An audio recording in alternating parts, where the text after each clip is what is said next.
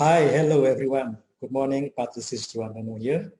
Today I'm going to talk a little bit about statistics. I'm going to explain quasi-experimental design with Wilcoxon sign rank test.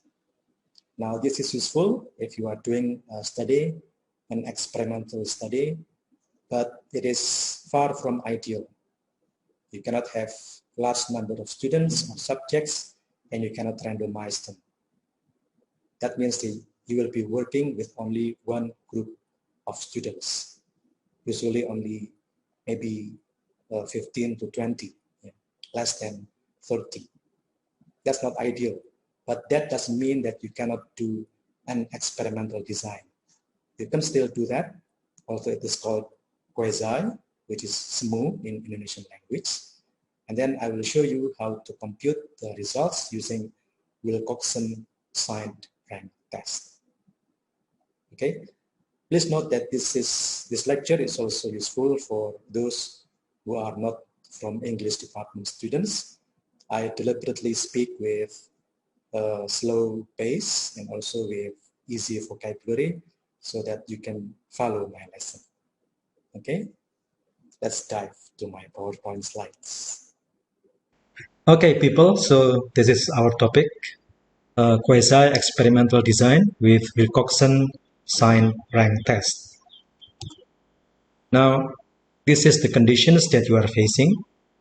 So your research objective is like this: to find out whether students can improve their presentation skills after they are taught with videos. This is your research objective.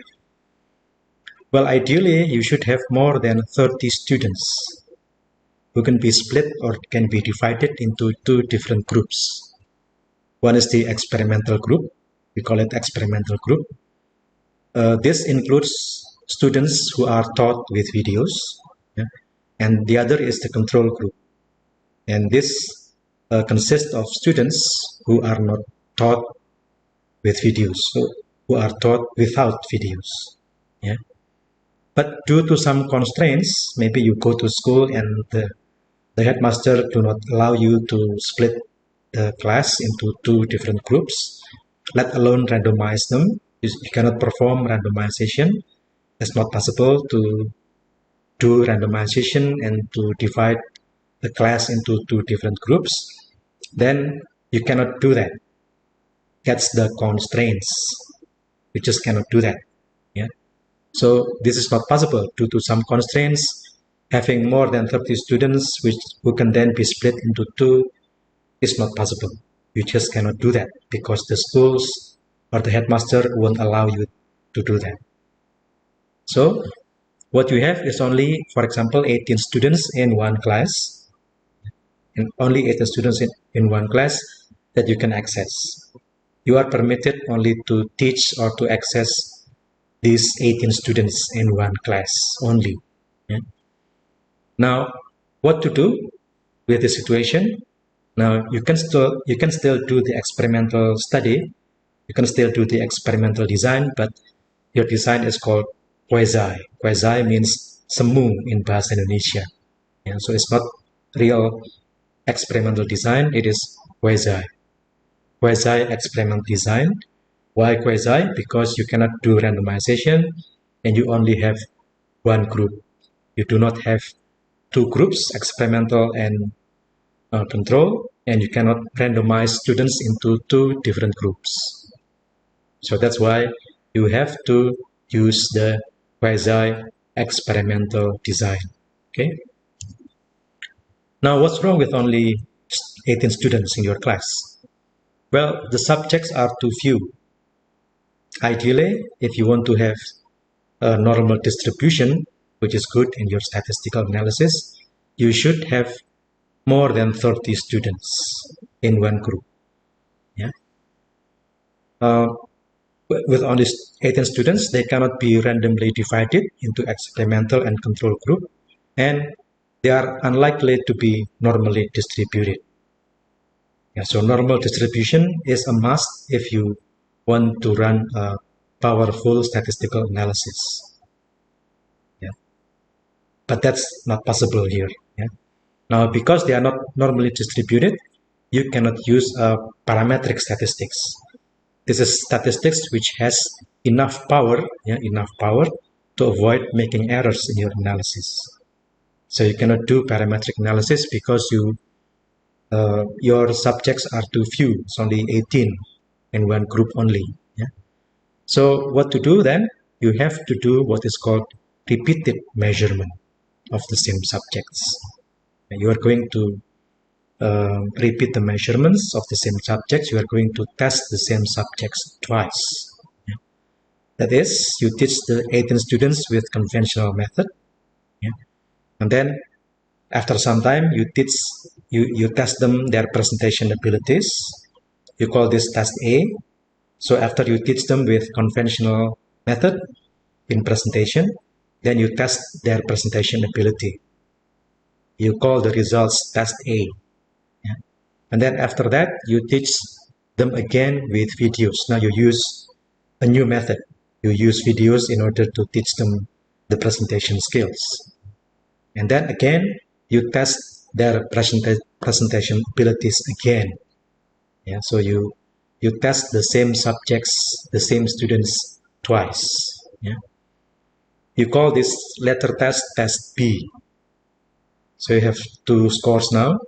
Scores from test A and scores from test B. Test A after you teach them using conventional method, and test B after you teach them using videos. And then you compare the results of the two tests using what is called Wilcoxon signed rank test. This is our hero today. This is our kind of statistical analysis. It is called Wilcoxon signed rank test. Okay, this is suitable for measuring the differences between two related or two dependent samples.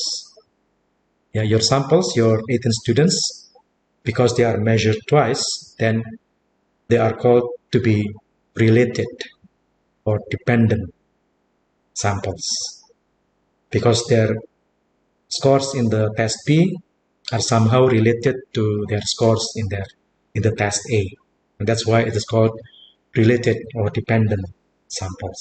Okay. Now, in your comparison, if you find out that the results of test B is higher than the results of test A, then you can conclude that the use of videos has helped them improve their presentation skills. You will be happy if you find this result. If you find out that the scores of test B are higher than the scores of test A, then your use of videos has been effective in teaching their presentation skills. Now let's go with a computation with the SPSS. I happen to be using SPSS, but of course, if you're not using SPSS, you can still do my instruction here. You just follow my instructions, and essentially it will work similar to any other statistical software. First of all, you have to set the null hypothesis. This is important. Null hypothesis means that there is no difference between test A and test B. So you make a hypothesis, you propose a hypothesis, it is called null hypothesis. It says that there is no difference at all. There is no difference at all between test A and test B. You expect to reject this null hypothesis. You expect to reject, because if you can reject the null hypothesis, it means that there is actually a difference between the two tests. If you reject the null hypothesis, which you expect, then it means that there is a difference between the two tests, and if scores of test B are higher than scores of test A, then again you can be happy, and you can conclude that the use of video is effective. Because test B comes after they are taught using videos, right? Okay.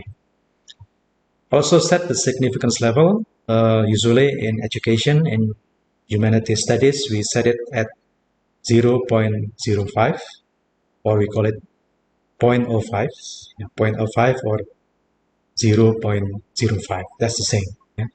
This means that there is only 5% of possibility that you will make an error in your testing of the hypothesis.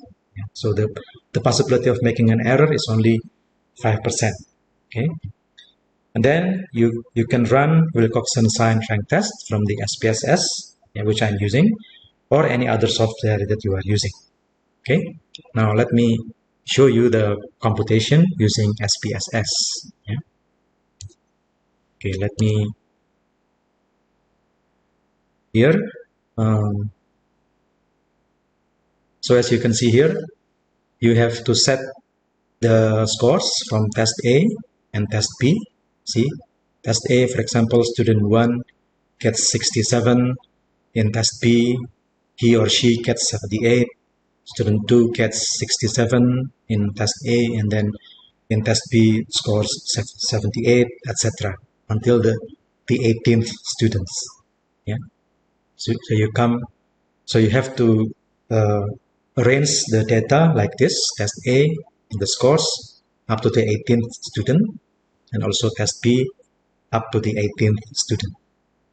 Okay, and then first of all, you would like to see the descriptive statistics, yeah, the mean and the standard deviation. You just click analyze here. You say descriptive statistics, and you put descriptives. Click descriptives, and you have to put the two variables here. It is called variables in this column, and you just click OK. Then you will see the result.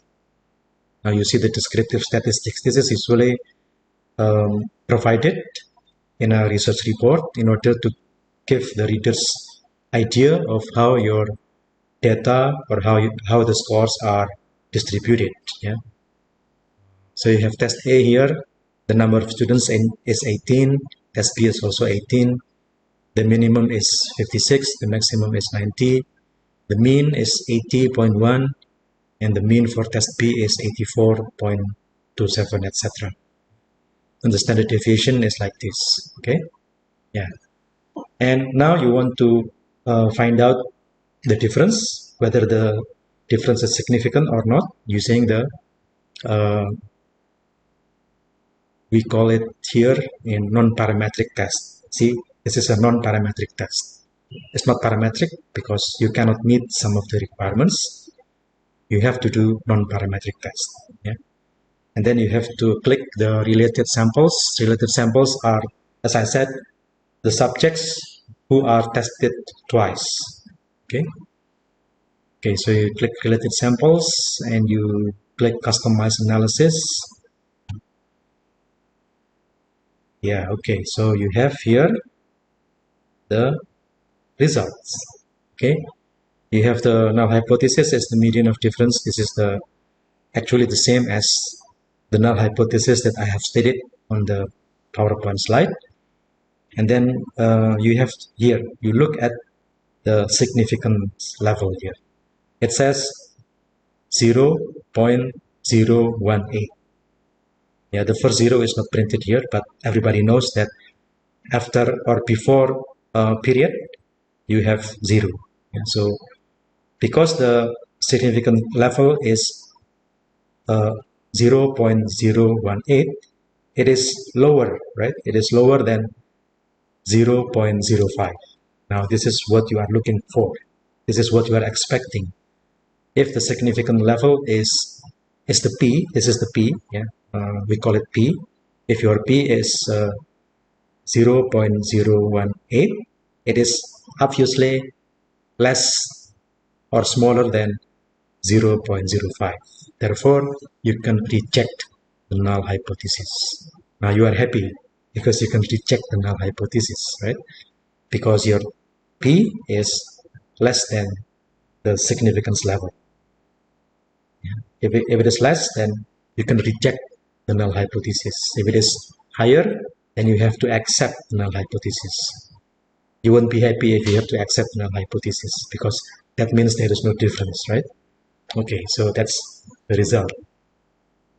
Okay, so that's it.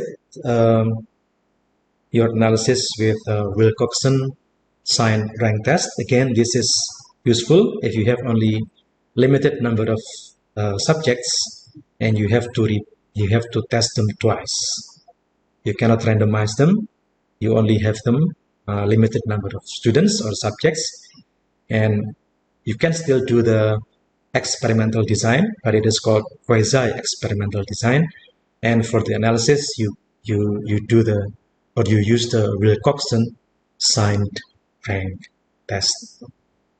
Stay safe, stay healthy. Goodbye. See you again in my next episode.